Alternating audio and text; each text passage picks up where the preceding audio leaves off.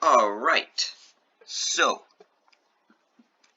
today here I have a game for you that I'm pretty proud of that I just played. It's not necessarily an interesting game, but it is a teaching game, I'd like to call it. It has a lot of different tactical points that really spoke out to me as like, hey, this would be a fantastic game to show if I'm trying to teach somebody a certain concept. And I think what we can learn here is that you need to create a plan, and then you need to stick to it, and you also need to play good moves here. You need to have a plan. That's the main objective. If you don't have a plan, then you're going to lose. And there are 3 moves that my opponent makes which make no sense to me. I don't seem to have any kind of plan attached to them. And I think that there are 3 mistakes. And as you can see, I made 1 mistake here. I'm going to show you what that 1 mistake was, and it was because it's because I just played the move instantly. I'll show you what that move is, but let's get straight into the game. So, opponent played d4, very traditional response here. If you have studied the opening at all, you should have a response for e4 and e5. My defense for e4 is e5, and my defense for d4 is d5. Simple as that. I've tried playing knight f6 in the past, which is the Indian game, but you just get the Trompowsky attack. You can look up what the ideas of that are. It's on chess.com. It's actually in the opening section, but it's just a hassle to deal with. I don't know the theory behind it for white, so I just stick with the classics, d5. Unfortunately, you can't play d5 without expected to go straight into the queen's gambit.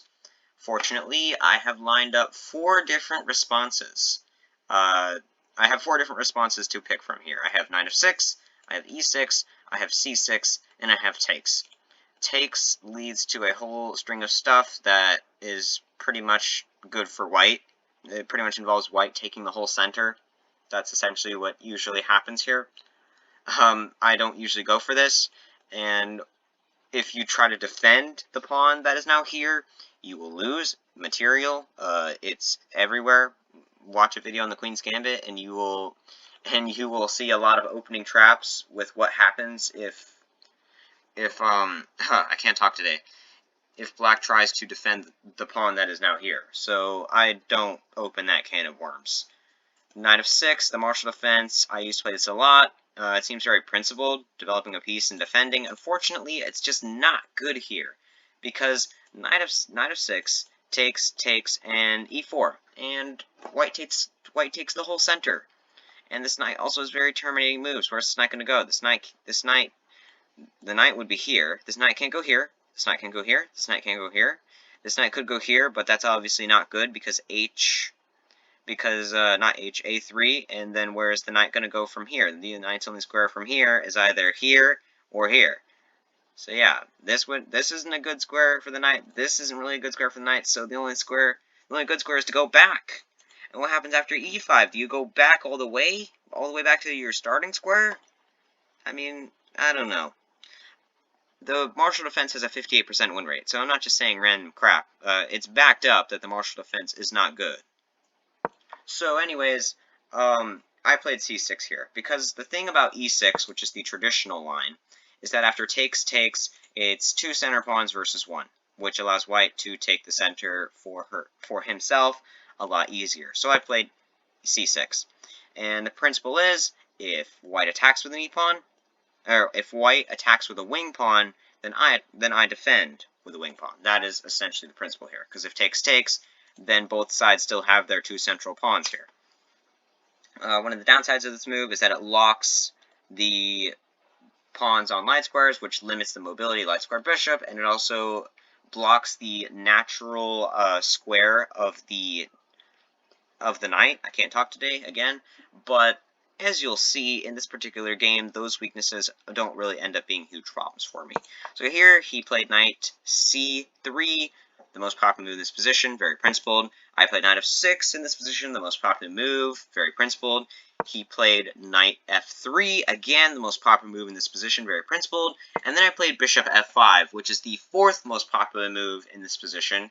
I like it because it's taking this whole diagonal, and it's also, the main point is that, look, black owns this square. White is never ever going to play e4. That is my main objective here. Because if white gets this e4 in, then basically white has the whole center, and I don't want that. So I'm going to fight white for it. I'm not going to go down without a fight for this square. So yeah, that's essentially my objective here. Also, the most popular move here is e6, going for the semi-Slav, but I don't like the semi-Slav because it locks in the light-squared bishop. So let's get that light-squared bishop out, and then let's play e6. It's like I'm creating my own opening theory here. I don't know. I plugged this into an engine, and it gives the evaluation as having it's like half a pawn. It's like the position is like half a pawn up for white, but literally any halfway decent opening is going to have a slight advantage to white because white is the one that has the first move. So my point is that this position is fairly equal. So this is valid. This is somewhat valid. This bishop e5 and then closing it. So moving on, bishop e2. I hate this move. I hate it with a passion. Why not bishop d3? It is general policy that when you are not sure how you should develop your pieces, the way to do it is you need to develop your pieces as deep into the position as possible without giving away some kind of advantage. Bishop d3 is deep into the position and doesn't give away anything. In fact, it challenges this light-squared bishop because this light-squared bishop right now owns this whole diagonal.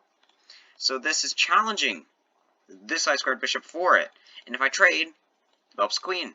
If I go back, then he has a bishop here, which is supporting this e4 pawn push. Let me think of another thing. If I just completely ignore it, then takes, and I have double pawns, because this pawn would be here, and double pawns. A weakness. How can white go wrong here? Yet he plays this. It just seems really passive to me. I don't like it. Anyways, here, I played bishop to b4. a3 was another move he could have considered, stopping this, because, I mean, besides bishop e4, the only other halfway decent square for it is bishop e7, which is extremely defensive and passive, and I hate it. So thank God white allowed me to get this in. So now I'm attacking this strong knight, which is now pinned to the king. So then we both castled. He played this. Now here's my quiz for you. How would you respond here? Would you play... There's really only 4 safe squares. There's this square, this square, this square, or just taking. Which move do you think is best here? So the thing with bishop a5 is that, I mean, there's no longer a pin here. You have to remember that. So with bishop a5, I mean, you're still applying pressure to the knight, but after b4, then the bishop has to come back to c7. And white basically owns the queen side, which is not good for a variety of reasons. Watch any video on space advantage, and they will tell you why giving your opponent a space advantage is a bad thing. So I don't really like that. Bishop e7, extremely passive. Bishop d6 results in c5, and then bishop e7. So bishop d6 is even worse than bishop e7, because you're giving white free expansion on the queen side. Let's not give white more expansion on the queen side than he already than white already has. So instead, let's just take it. Let's eliminate this strong knight that could be helping with this e4 pawn push. This e4 pawn push will never happen because I have eliminated this knight. I mean, yeah, that is essentially the idea here. Here I played knight b to d7. Another good move here would be knight to e4, attacking this pawn. It is very tricky to defend this. After bishop to b2 or bishop to d2, I could play queen a5, adding 2 attackers to this pawn. After maybe queen to b3, for example. I mean, I don't know. The position gets really interesting here because we've got 2 pieces here that are nicely placed, and we've got 2 pieces here. I mean, this one's nicely placed because it's attacking this weakness. And so the position just gets really interesting. But instead, I played in a principled opening move, knight b to d7, developing my last minor piece, overprotecting this knight. Maybe in the future I can get this e4, or maybe I can get this c5. or e5 or c5. There's lots of flexibility here. So here, he played c5. Someone comment down in the comments and tell me what is the objective of this move. I haven't plugged this move into an engine, but I do have a reason to believe that this move is bad, because, I mean, sure, he's taking space, but at what cost? I mean, a future move here might be e5, trying to get this, and if he takes, then he has 2 double isolated pawns. I mean, sure, this is a weakness, but rook b1, queen to c7. I mean, tell me why this move is good. I mean, it opens up the bishop. Okay, I can see this, but none of these squares are available. I don't know, closing the queen side just doesn't make sense to me. So here, I am now prepared to play this move. I am now preparing to play this move. 2 supporters, two defenders. Now I can actually play this move. So he played a useless move, a4. Again, why many reasons beginners lose games is because they make random crap moves like this. Here I played e5, and here we had a little trade, and sure enough, he took with the knight. Sure enough, he did. He did indeed take with the knight. I don't believe that taking with either way is good here. I feel like this pawn is very sufficiently defended, so maybe allowing e4 here would be good. I'm not sure how this game would have continued. I didn't try to do this, but he took, and all I know is that now those pawns are huge weaknesses. So here he played bishop b2, lining up with my rook here. What I tried to do is I tried to come back to e7, because as I played this game more and more, I'm starting to become more conscious of this possible weakness here. But, I mean, this weakness is never really ever becomes a problem. And in hindsight, I think rook e6 would have been better, because after the falling combination, I have doubled pawns.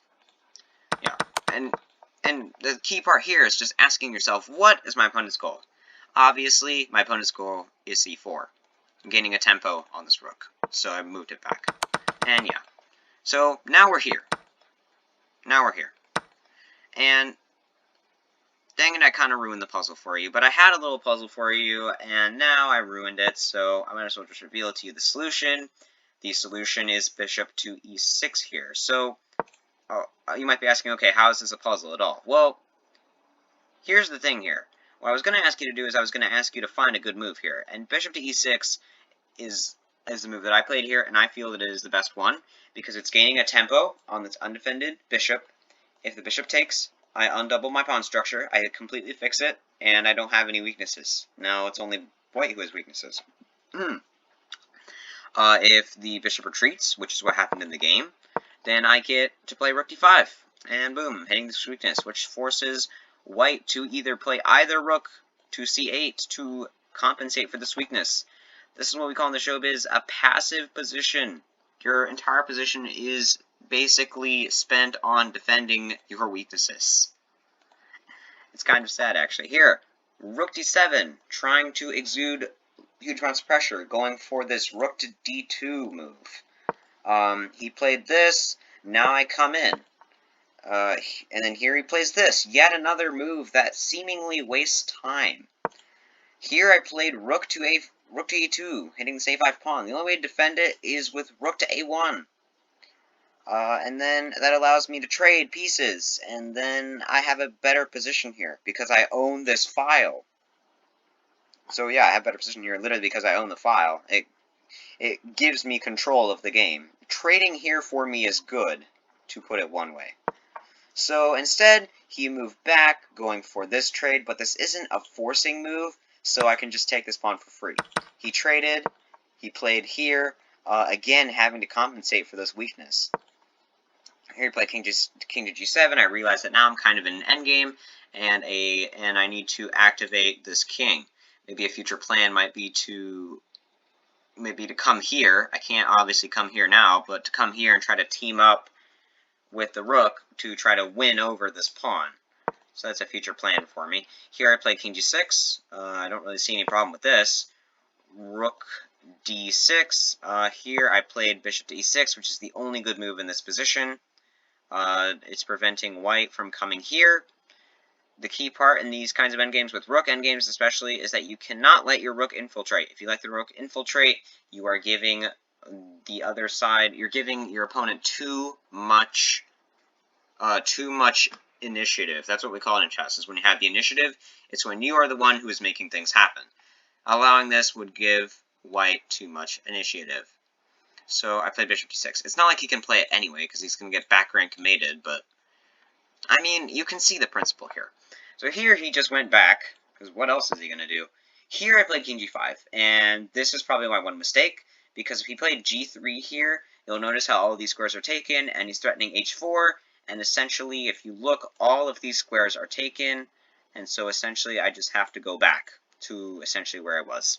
So king g5 is a mistake, but the next move that white played was fortunately also a mistake, h3. Which is a concession, because now I get to play this king f4 move, and my king is on the top of the world. And no, white cannot play g3, because then the bishop goes bye-bye. Anyways, king h2, trying to make something happen with this, but again, doesn't work, because I can just take it. Here, I had an idea, so way back when I was in this, no, this was the mistake. When I was in this position, I had the idea of f5, trying to get rid of these doubled pawns, because I want to get rid of this weakness, right? But the problem is that whenever you create pawn tension, there are three different ways to respond. There's taking, there's adding more defense, which is obviously not an option here, or there's pushing. I didn't like having to deal with e5, because it just wouldn't be quite as easy to target this e5 square, because right now this rook is a bit focused on this, and it would be kind of hard to, like, there's no way this rook can come and attack the e5 square. There's literally no way that the rook can do that right now, and it would be tricky. It's also on a dark square. That would make it really hard to defend. And here, so f5, e5, here the e5 pawn would take up this square, which would also make which would also make it difficult for the king to try to attack, because the king can't come through this hole because it's already covered. So the king's going to have to kind of circle around, and that's bad because g3. So yeah, I didn't want to face that, so instead I played king g5, but that's a mistake. So now here I was like, hey, now this idea actually works.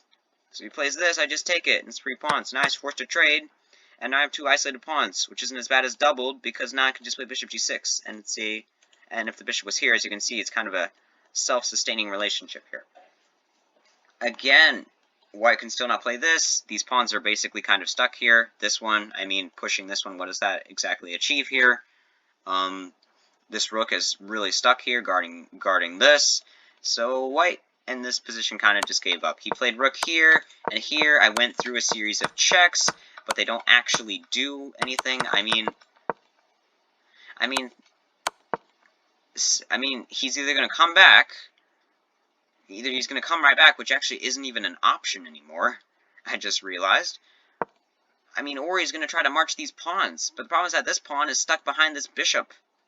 So, and it's 2 versus 2. Nothing is going to happen here. And this rook is now coming in and is going to help mow down these pawns here. There's nothing here for white, and sure enough, that is exactly what happened. He gave up this pawn and this pawn for some reason. I have no idea, but I mean, his position is bad, so yeah. So here, I suffered through that check. Here, I played, actually, a move I forgot to play. I played here, trying to get this trade in. Whenever you're up material, you always want to trade pieces, even if it does give me, an isolated pawn. I'm up material, so it doesn't really matter that much. Here, he played rook h4 check. I played king g6, and I'm still threatening to win this. So he played bishop to h5, which is flawed because now I can play rook to h6, pinning the bishop to the rook. If the bishop moves anywhere, then I will capture the rook with check. That's a problem, isn't it? So instead of playing a good move here like king to g2, defending this, king to g3 doesn't work because there's a check here. king to g2 would have unpinned, and then he could have moved his bishop. It still would have led to trades, and it would have been good for me, but it was better than what he played. Instead, he played a forcing move. He played a random forcing move that does nothing. I just hide the king away. And now, unless he wants to lose this bishop, he's just going to have to go right back. And now, bishop to f5. Not bishop f5, bishop f3. And now, I'm either going to win a piece, or he's going to have to give up the exchange, which is exactly what he did. And now, this is just completely winning. Here, I'm preparing to give the exchange back to go into a winning king upon endgame. I guess he didn't think of this idea because he just went back. I traded. And here, this position is completely winning. There are so many different moves that win here. a5, king to g7. Honestly, probably even b5 would be winning here. There are so many moves that would win. I played the most principal move, king to e7. The key part of winning these king and pawn endgames, even though I'm up so much material, this is good teaching here. You need to find the critical square, and you need to control it. Here I realized that the critical square was d6, and fortunately I was closer to it than he was. Because if you look at my king from d6, my king controls everything. Because here, it basically gives a boundary. The king cannot come any closer. If the king tries to come here, this pawn goes to victory. If the king goes here, this pawn marches up to victory. And so yeah, that's why this square is so fantastic for the king, because it really just facilitates both sides of the board at once. So yeah, and here we had a little push fest, and he resigned. Well, that was fun. So, what did we learn from this? We learned that you need to have a proper response for the queen's and king's pawn. You need to have a proper response for the queen's gambit. I personally like the Slav defense. You need to continue playing principled moves. Playing principled moves here is good, even if it's not the most popular. That's okay. You're a beginner, and arguably so am I. Yeah, I am a beginner, just like you. I know I have a theory going. I have the knowledge, and I'm willing to share it with you. I still play like a beginner in a sense, but I have principles that I want to share with you and how I find good moves. I'm better than your average Joe, that's my point. And so here, this right here is important, being able to figure out which move is better, just from a positional standpoint. This is definitely important. Just making sure to get your last piece into the game. Knowing middle game goals. What is the middle game goal here? So here, after this move, I need to ask myself, what is my least active piece right now? Probably this rook. This rook is going to be useful for if he ever plays this, I play this. Yeah, this rook's going to be useful for guarding this pawn here. This kind of weakness for me. So here I activated my worst piece by putting it on this central diagonal and by preparing this, which actually does something, unlike this random move. And here you can see how I'm actually trying to accomplish something. And I win. Okay. So here, how do I solve the problem of me making the mistake of playing king to g5? Well, here you'll notice how he has 8 minutes on the clock and I have 7. What I should have done is I should have realized, like, I shouldn't have been like, hey, I'm down a minute on the clock, I need to make a move quick. Instead, I should have been like, hey, I have 7 minutes, and you are winning this. So just breathe and win. If I had thought for a second, I would have found g3, but yeah, that's what's going on there. I should have gone for a different plan. But I mean, being bold is good, because, like, look at this position. I'm very interested to plug this into an engine and see what the engine has to say about a move here, but, like, what move would you play here? Would you play f5 anyways, despite the fact that e5 makes this pawn kind of hard to attack? Would you play h5? Try to make something happen on the king side? I'm very interested. What would you play here? put it in the comments. Maybe king g5 wasn't the mistake. I mean, after g3 and here, and nope, that blunders the bishop. Okay, yeah. My point is that you need to ask yourself, what is my opponent going to play here? I need to ask yourself, what is my opponent going to play here? G3. You need to make sure that you ask yourself that. And then, you need to be able to spot your opponent's mistakes and take advantage of them. How do I take advantage of them? King f4. Yeah, that instantly takes advantage of this move. This move is weakening. You need to know that in these kinds of this is kind of an endgame now, because the queens have been traded off, and pawns and pieces are left. You need to get your king active. His king is very inactive. My king is extremely active, as you can tell. And actually, I ended up going back, but yeah. Then I end up winning this. Whenever you have material, you need to trade stuff. Whenever you see a move like this, sure, there's this, but you shouldn't just play a random forcing move if there isn't a continuation. If there's anything we learn this, that's probably the #1 thing to take away from this. As far as, like, tactically speaking, you shouldn't play a random forcing move that doesn't accomplish anything. This doesn't accomplish anything because king h3, and the white king is safe. There's no other checks. If check here, takes the rook for free. There's no continuation here. Instead, I played a much better move, rook h6. And yeah, I ended up winning the exchange and winning this game quite easily. Thanks for watching. I'll see you next time.